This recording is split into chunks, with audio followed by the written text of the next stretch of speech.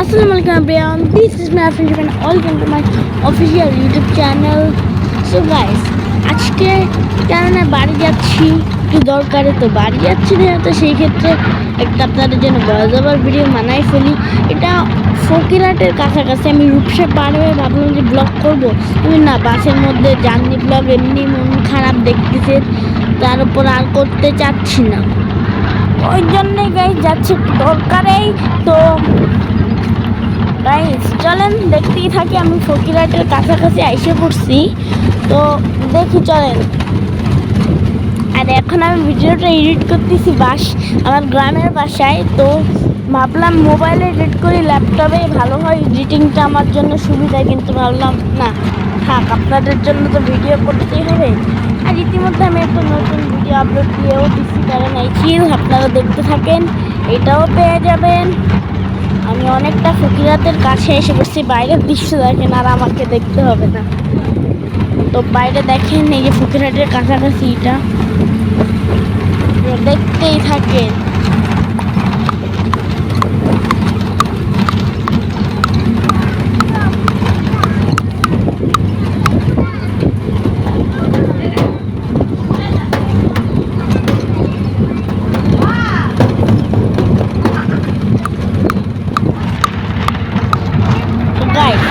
আপনারা দেখতেছেন আমার চেহারাই দেখতেছেন, খালি গাইস আমার চেহারাই দেখেন। গাইস এই যে আমরা ফকিরহাট চলে আসছি, ফকিরহাট এখানে একটু দাঁড়াইছিল গাড়ি, তো ভিডিও করলাম আপনাদের জন্য। এই যে ফকিরহাট, সামনে মোল্লাঘাট, ফকিরহাট চলে আসছি, বাসগুলা যাচ্ছে। তো গাইস চলেন, এখন বাস ছেড়ে দিলে, এখানে অনেকখানি বেশ ভিডিও করলাম, তো ভালো লাগতেছে না। আমি প্রথমে ভাবলাম এখন শুধুমাত্র থাম্বনেলটা ক্লিক করে নিই, দেন করবো। আর এই যে একটা এটার নাম মুটি নাকি একটা, আর আমি আপনারা অনেকেই যারা গোপালগঞ্জে বাড়ি আছেন, তো তারা জানেনি ভাই। অনেকে বলতে পারে ভাই তোমার তো মনে করো তোমরা আওয়ামী লীগের লোক, ভাই আওয়ামী লীগের লোক হলে কী হয়েছে ভাই, আমরা কি হতে পারি না? যাই হোক, এই বিষয়ে কথা বলবো না। তো দেখছেনই তো গণভবনে যে পরিমাণে লুটটা হয়েছে। তো গাইস দেখেন, সামনে মোল্লাঘাট যেতে থাকি, আপনারাও চলেন যাই।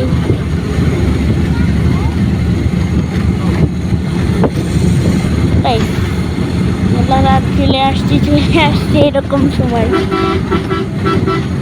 আর গাইস এই জায়গাটায় একটা স্মেল পাচ্ছিলাম ফিটের, মাছ খাই তো ওই জন্য। আর দেখলেনি তো এটারে মোল্লাঘাট থানা, আর এখানে বললাম না স্মেল পাচ্ছিলাম ফিটের, তো মাছের আছে। আর এটা হচ্ছে মোল্লাঘাট থানা, মোল্লাঘাট থানার সামনে দাঁড়িয়েছে এই যে মোল্লাঘাট ব্রিজ। আমি অল্প একটু ক্লিপ নিছি, এটাই আমাদের গোপালগঞ্জ, স্বাগতম সবাইকে, এটাই লেখা থাকে, কিন্তু এটা ভিডিও করি নাই, মিস্টেক তো গাইস এত বড় মিস্টেক করে ফেললাম। ওই সময় আমিও খেয়াল করিনি, আমি ঘুমাই দিয়েছিলাম। আর ওইখানে আমাদের পল্লী বিদ্যুৎ অফিস নাকি একটা আছে, দেন আমরা মোল্লাঘাট টোল প্লাজা পার হয়ে এদিক দিয়ে রাস্তা দিয়ে যাচ্ছিলাম। তো দেখেন রাস্তা দিয়ে যায়, আর দেখেন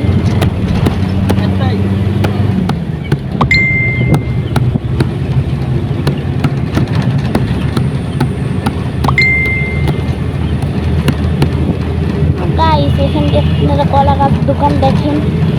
তো গাছ কলা গাছ দোকান দেখতে দেখতে আমরা চলে আসবো, কি বলতেছিলাম আমাদের বাড়ি হয়ে গেছে। আমাদের গ্রামের বাসা হচ্ছে মাঝিঘাট থেকে কুনাগ্রাম নামে একটা গ্রাম আছে ওইখানে। তো আমি আসলে বয়সবার ভিডিও বানালাম, ভিডিও ব্লগ অনেক বাড়ি যাচ্ছে, আর আপনাদের জন্য অনেকদিন বয়সবার ভিডিও বানায় না, বলতেন ভাই এই অবস্থা, এর মধ্যে আপনি বাড়ি যাচ্ছেন, আসলে এই অবস্থা কিছু ভুল হয়েছে। এটা হচ্ছে আপনার আমার চক্ষু হাসপাতাল, এখানে আমি চোখের ডাক্তার দেখাই, এখানে আর এক জায়গায়।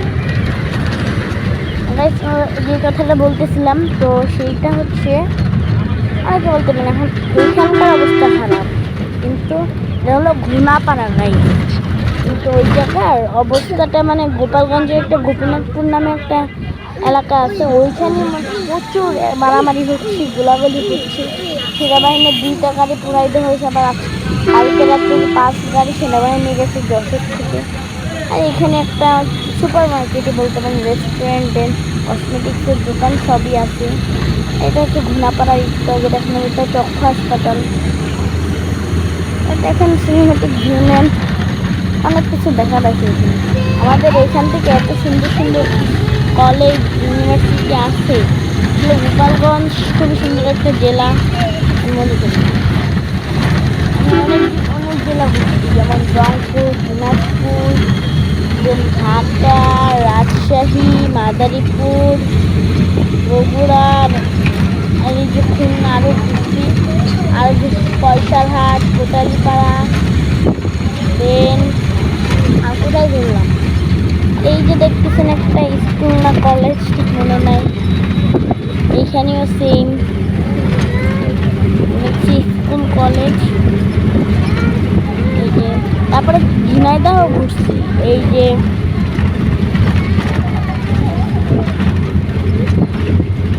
এই জায়গায় একটা স্কুল কলেজ। ভিডিও করতে আসলে খুবই ভয়ে ছিলাম, বিকজ অফ মোবাইল যদি পড়ে যায়। আর গাইস আমার যেহেতু গোপ্রো নাই, সেক্ষেত্রে আমার ভিডিও করতে প্রবলেম হয়। গোপ্রো থাকলে ভালো হয়। এটা একটা জায়গা, যেন এখান থেকে আমরা পার হয়ে যাচ্ছি।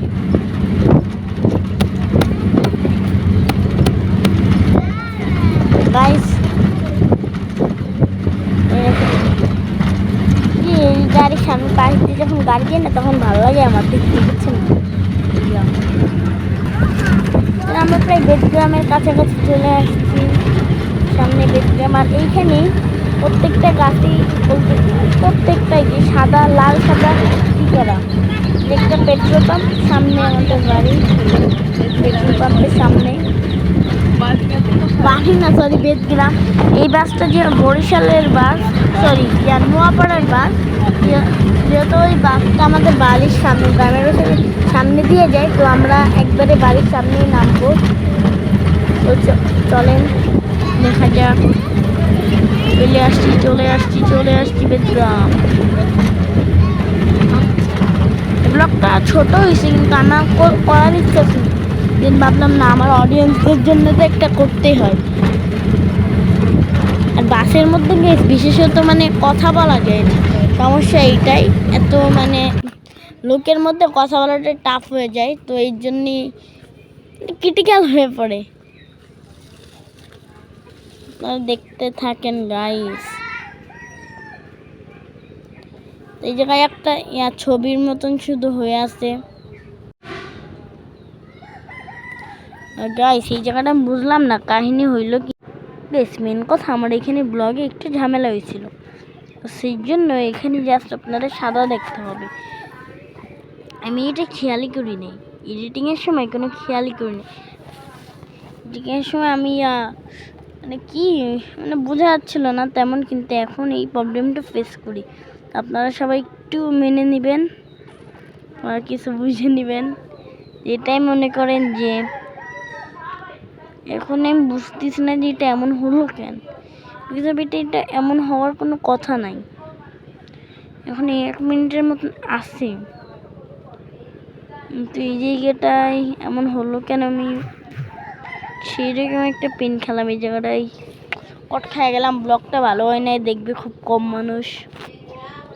কট খেয়ে গেলাম গাইস।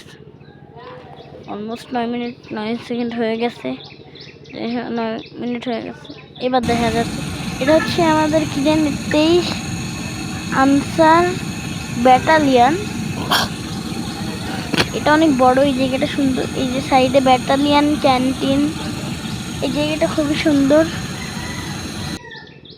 গাইস। আজকের ব্লগ ছিল এই পর্যন্ত। কি সবাই ভালো থাকবেন, সুস্থ থাকবেন, আমার সাথে থাকবেন। খুদা হাফেজ।